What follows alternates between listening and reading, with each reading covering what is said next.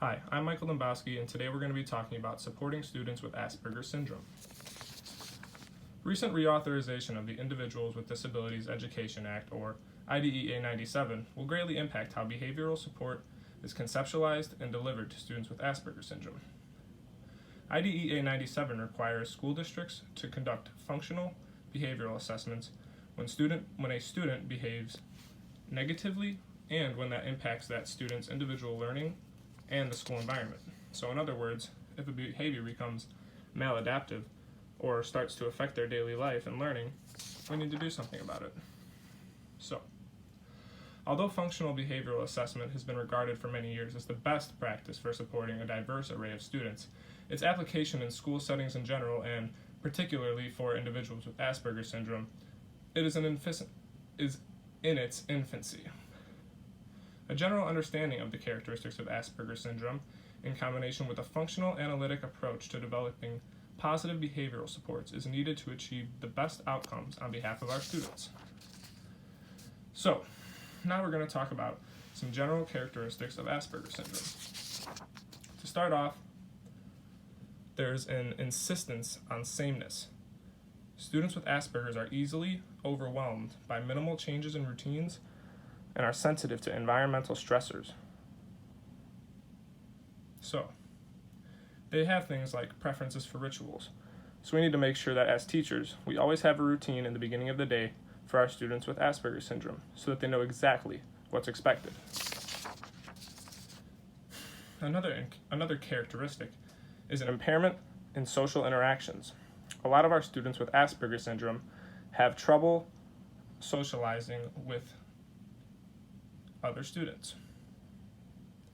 They're unable to understand the rules of interaction.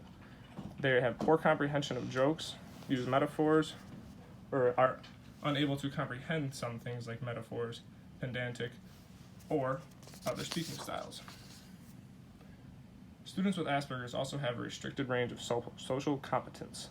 They have a preoccupation with singular topics such as train schedules or maps, asking repetitive questions about circumscribed topics, obsessively collecting items.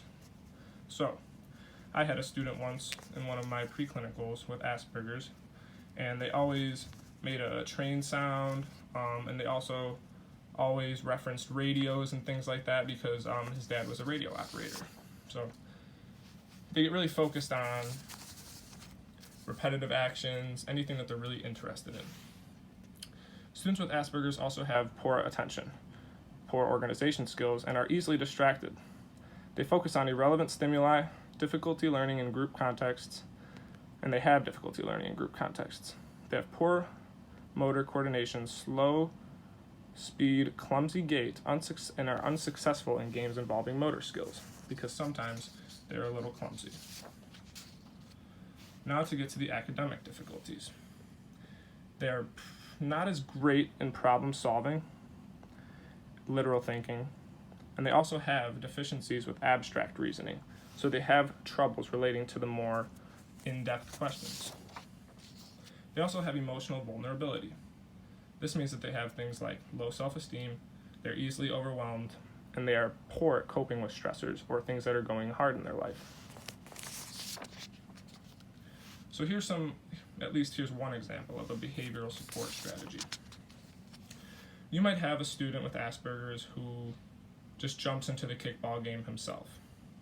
He doesn't ask anybody to play, and this opens up for things like people kicking him out or being annoyed that he just entered the game himself and is being rude. So what we want to do as teachers is instead explain to our student what we can do or how we could insert our game in another way. We want to teach them the correct skills instead of focusing on the bad ones.